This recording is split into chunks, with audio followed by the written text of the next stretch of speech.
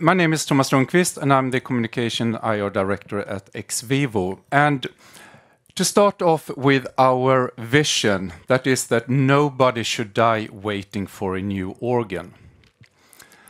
And Xvivo is a company that wants to change the world for all those people that needs a new organ.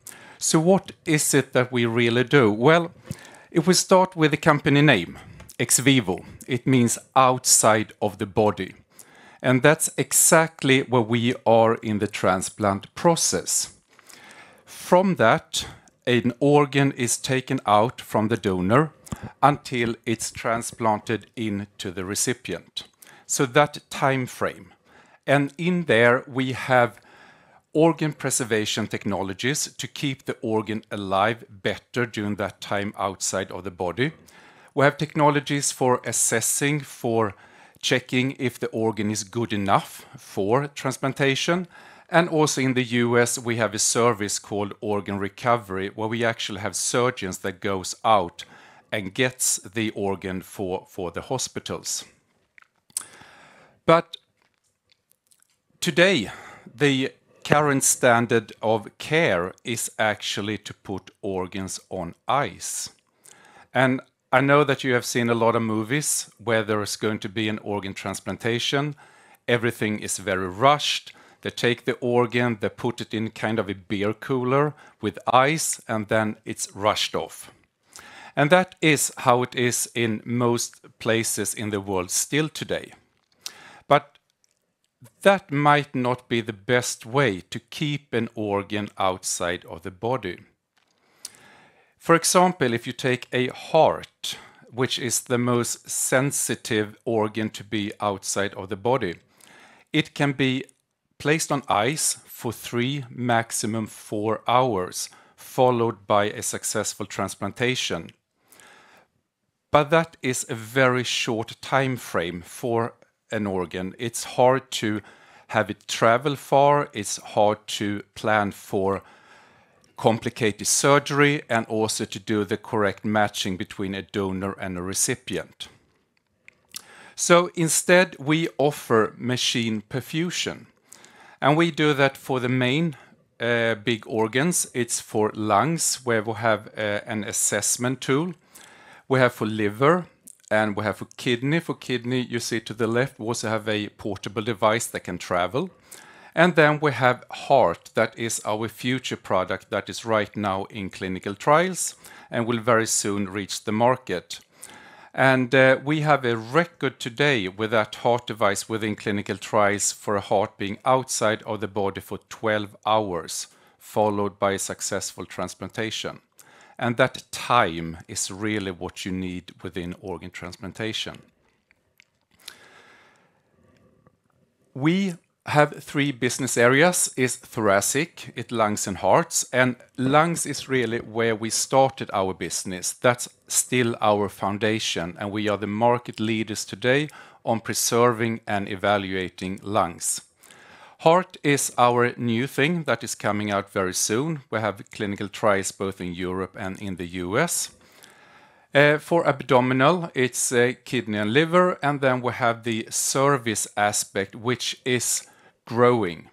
And that is something that will become very important in the future, because hospitals, they do have limitations to grow their transplant programs.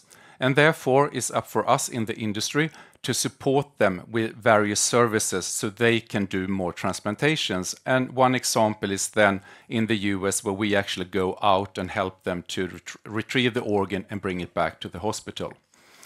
North America, our absolutely biggest market, followed by Europe, and then we have 5%, and that is mainly in Australia.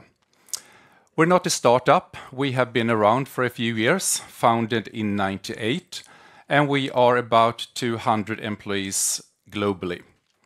And last year we had a net sales of 822 million. We have, the last 12 years, had a healthy growth.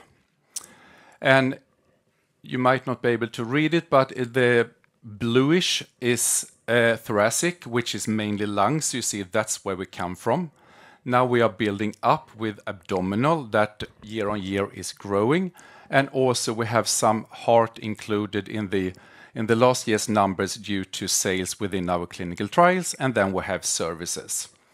So we have had a very healthy growth, but if you have followed us, you know that we have had a slow start to 2025, which is mainly because of a transplant slowdown in North America, which then is our biggest market. If we take a step back and leave Xvivo for a little bit and look at the transplant market as such, last year, 170,000 organ transplantations were performed globally. The World Health Organization estimates that that's only 10% of the global need. And that's quite horrible. There's so many people that needs an organ transplant but will never get one. If we break that down by organ, these are US averages, but they look the same on a global level as well. But on top, lungs, and the 10 people there symbolizes 10 available donated lungs. Out of them, only 2 are used. So it's not that we desperately need more donors, we always do that, but we need to take the donated lungs that are actually available to use them. For heart, it's only 3 out of 10 that are being used. And then for liver and kidney, it looks a little bit better.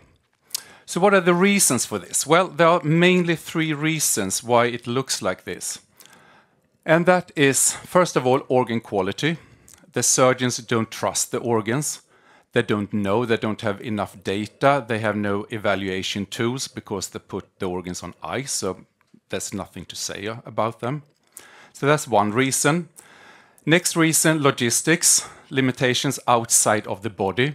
There's not enough time because you don't, if you, for example, have a donor in LA and the best recipient is in New York, there's no time. So you have to say no to that organ, so that organ is wasted. So that you need to increase that window. And then also capacity. Do they have the right capacity at that time? Because you can never plan for an organ transplantation. They happen when they happen. So if an organ is available late Wednesday evening at a hospital, you need to have 2 surgical teams in place. One team that goes out to get the organ and one team that actually do the organ transplantation. So if you don't have that in the hospital, you have to say no to the organ. Xvivo, back to this slide. We do actually have solutions for these 3 main problems. In the US, we can help the hospitals to go out and retrieve the organs. We have preservation systems that can help the organs be more healthy during a longer time outside of the body, because within these machines there's actually a fluid that goes around in the organ. It's cool, it's oxygenated, and it's continuous. So you actually give the organ both oxygen and nutrition during the time outside of the body, which will make it healthier as well. And then last, for lungs especially, that you can do an organ assessment. And lungs are really tricky because you don't trust lungs. I don't know why, but that's how it is. And with our technology, you warm them up. That's the only way to evaluate an organ, to warm them up. You check them, and then you know that they are good to go, hopefully. So for us, this is really where we are in the transplant process. And our market potential for machine perfusion is actually estimated to be 10 times bigger than today's standard of care, which is on ice. And our offer increased the availability of transplantable organs. We can use more of the available organs with our technologies. We have a history of continuous profitable growth and high margins. And then also that we today have a future-proof product portfolio, and we have, I would say, big experience in bringing technologies onto the market. So that's us.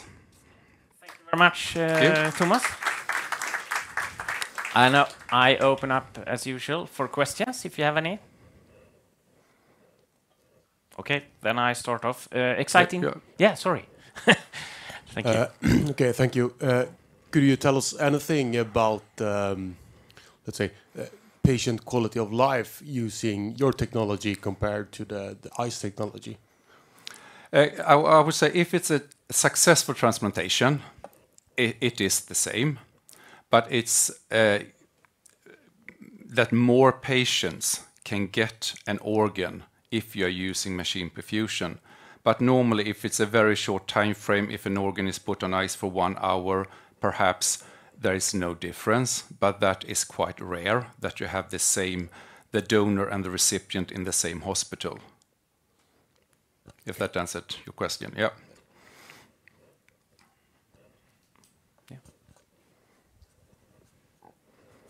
Yeah, you showed a picture of how many donors actually their organs are used or not. You showed a picture about that.